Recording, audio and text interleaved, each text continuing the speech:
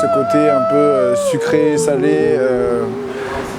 Voilà, j'ai beaucoup aimé mélanger, que ce soit les saveurs, que ce soit dans les influences, mais aussi dans les origines. Moi, je suis réunionnais, résolument réunionnais, ça se voit. Par contre, dans ma tête, j'ai eu beaucoup de culture à la sauce métropolitaine et beaucoup occidentale en fait, qui ont pris plus l'avantage sur la créolité au début de ma vie. Et du coup, je me suis toujours construit dans cette ambivalence entre là-bas et ici. Et voilà, je voulais un pseudo qui fasse un peu l'aller-retour entre la Réunion, mais aussi autre chose, quoi, le sucré et le salé. Et du coup, Canacelle, ça vient de là. Puis mon nom de famille, c'est Kanagi aussi.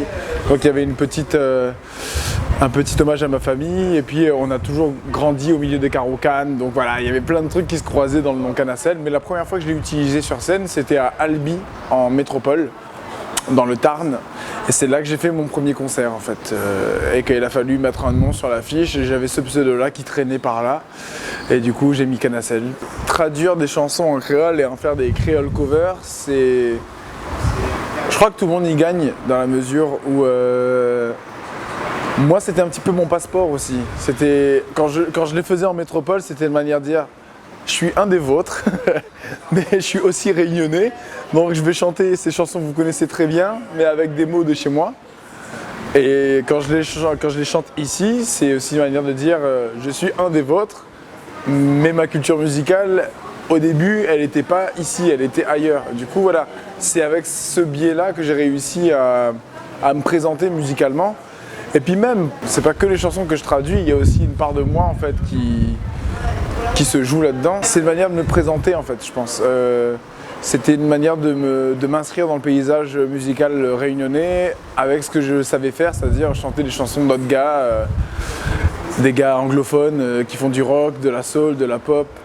Et comme j'avais pas encore le réflexe de d'écrire en créole de la pop, de la soul et du rock, bah, j'ai pris des chansons qui existaient déjà, je les ai traduites en créole et c'était une manière pour moi d'arriver et de dire bah les gars, voilà, moi je suis réunionnais, j'aimerais bien m'inscrire dans ce paysage musical-là.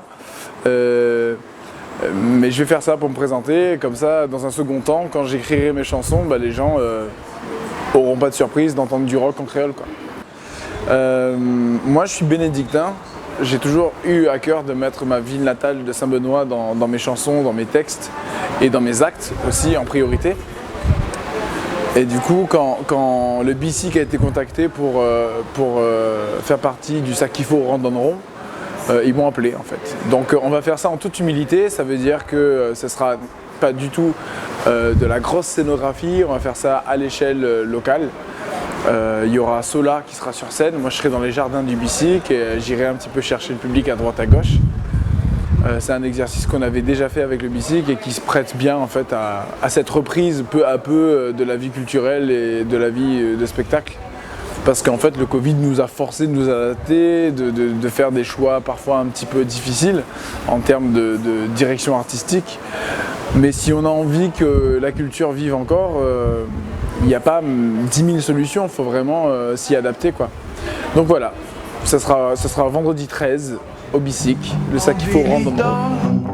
Depuis 5 heures, par là que ça nous après, chez nous de bonne mère.